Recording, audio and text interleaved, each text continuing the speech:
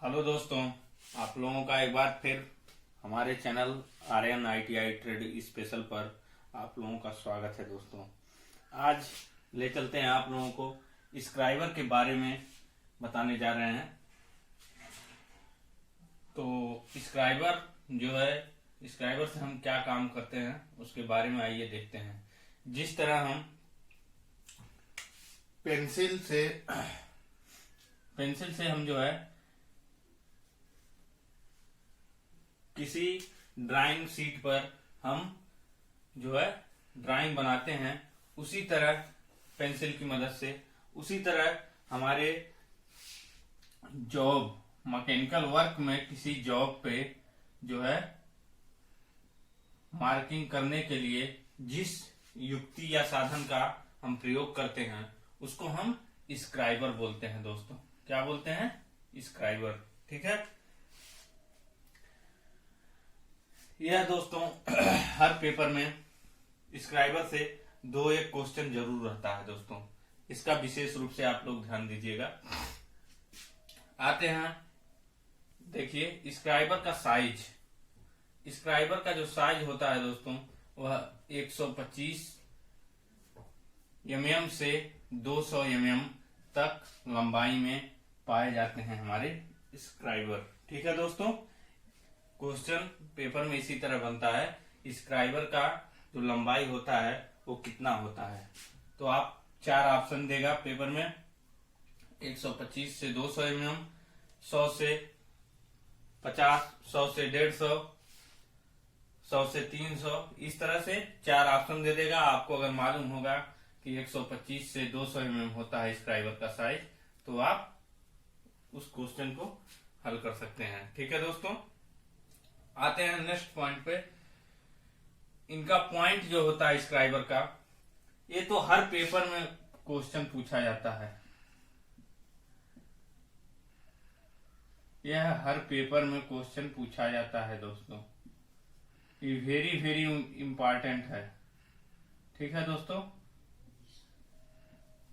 Very very most important question है दोस्तों। ये समझ लीजिए। स्क्राइबर का पॉइंट जो होता है वो कितने डिग्री एंगल पर, कितने डिग्री कोण पर ग्राइंड रहता है। ठीक है दोस्तों, तो रहता है 12 से 15 डिग्री। ठीक है दोस्तों, कभी कभी यह 12 से 15 न दे करके जो है दोस्तों 10 से 15 डिग्री या 10 से 12, 14 दे सकता है दोस्तों।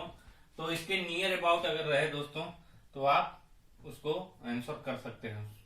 ठीक है दोस्तों, सॉरी। आते हैं, देखते हैं मटेरियल।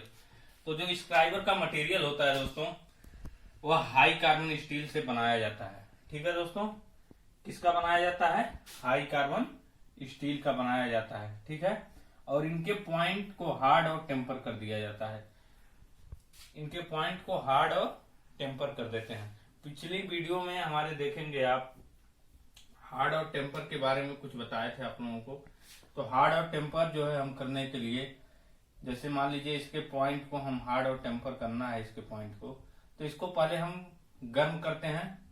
आप लोग जो गांव में लोहार होते हैं, मतलब जो ठोकने पीटने का जो काम करते हैं, जैसे मान लीजिए कोई लोहा हम ले गए और कोई चीज हमको बनवाना है, तो जैसे टांगी हुआ या फिर और, तो उस चीज को बना करके वो लोग कोयले में गर्म करते हैं। गर्म करने के बाद जो है फिर ठोक पीट करके उसके बाद पानी में ठंडा करते हैं। तो जो यह हार्ड और टेम्परिंग, पहले उसे हार्ड मतलब गर्म करते हैं। ठीक है, उसके बाद उसे पानी में ठंडा करते हैं। उसी क्रिया को हम हार्डनिंग और टेम्परिंग बोलते हैं। ठीक है दोस्तों, इनके पॉइंट को हार्ड और टेम्पर करने से इनका पॉइंट घिसता नहीं है दोस्तों, इसीलिए हार्डनिंग और टेम्परिंग क्रिया की जाती है। ठीक है, आते हैं स्क्राइबर के बारे में। स्क्राइबर हमारे कितने टाइप के होते हैं? तो types of scriber types of scriber. तो स्क्राइबर हमारे 3 टाइप के होते हैं। पहला स्ट्रेट स्क्राइबर होता है। तो स्ट्रेट स्क्राइबर का काम होता है साधारण मार्किंग करने के लिए जो है हम स्ट्रेट स्क्राइबर का प्रयोग करते हैं। इसकी बॉडी नर्लिंग या प्लेन रहती है। तो इसकी बॉडी ये जो होती है दोस्तों, ये नर्लिंग क्यों ही होती है। नर्लिंग क्यों करते हैं? नर्लिंग करने से जो हमारे, मान लीजिए हम मार्किंग कर रहे हैं तो इसकी पकड़ जो होती है, अगर हम हाथ से इसको चला रहे हैं तो पकड़ जो है बढ़िया बनी रहती है, ग्रिपिंग। ठीक है दोस्तों, इसीलिए बॉडी नर्लिंग कर दी जाती है। ठीक है दोस्तों, आते हैं नेक्स्ट, देखते हैं second, bent scriber. Bent scriber जो होता है दोस्तों, एक सिरा सीधा नुकीला और दूसरा सिरा 90 डिग्री के एंगल में मुड़ा रहता है दोस्तों। ये देखिए, ये हमारा बेंट स्क्राइबर है। तो एक सिरा सीधा नुकीला है और दूसरा 90 डिग्री के एंगल में मुड़ा होता है दोस्तों। ठीक है, इस स्क्राइबर का प्रयोग सरफेस गेज के साथ किया जाता है। बेंट स्क्राइबर का हम प्रयोग किसके साथ करते हैं?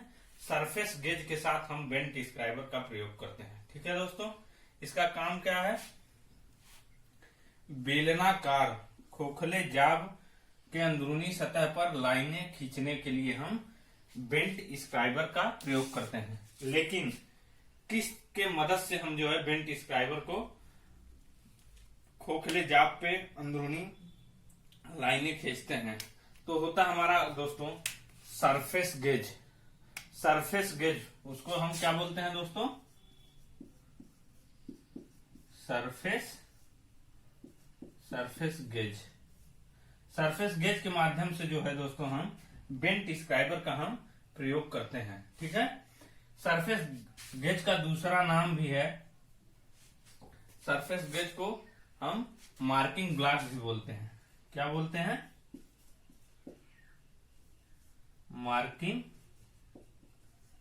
सरफेस गेज का दूसरा नाम मार्किंग ब्लॉक है दोस्तों। ठीक है, ये 1 नंबर का क्वेश्चन है दोस्तों। आपके पेपर में पूछ सकता है कि सरफेस गेज का, पूछता भी है दोस्तों, इसी टाइप के क्वेश्चन बनते हैं। सरफेस गेज का दूसरा नाम क्या है? तो सरफेस गेज का दूसरा नाम जो है दोस्तों वो मार्किंग ब्लॉक है। ठीक है दोस्तों, मार्किंग ब्लॉक की सहायता से हम, सरफेस गेज की मदद से ही हम लेथ मशीन पर हम किसी मान लीजिए गोल राड है, उसका जो है सेंटर हम निकालने के लिए हम बेंट स्क्राइबर का प्रयोग करते हैं। इसी की मदद से हम जो है किसी गोल जाब का सेंटर निकालते हैं। ठीक है, आते हैं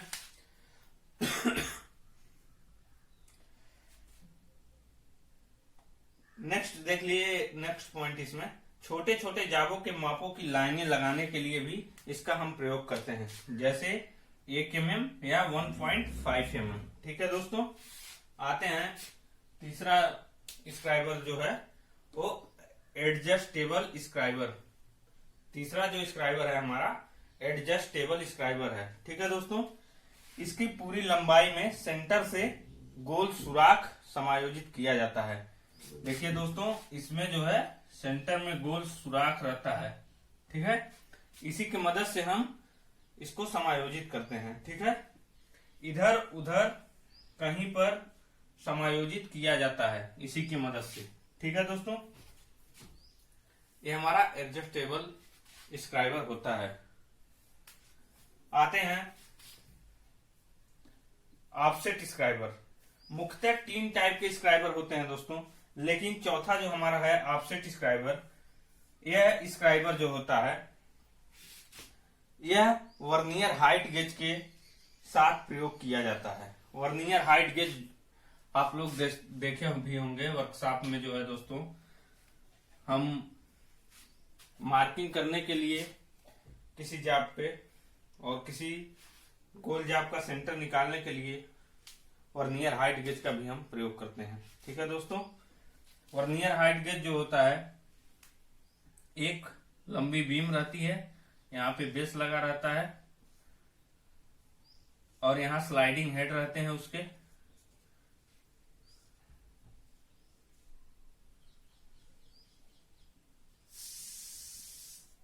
इस टाइप में दोस्तों कुछ रहता है हमारा वर्नियर हाइट गेज के साथ, जो हमारा ऑफसेट स्क्राइबर जो रहता है कुछ इस टाइप से रहता है, ठीक है।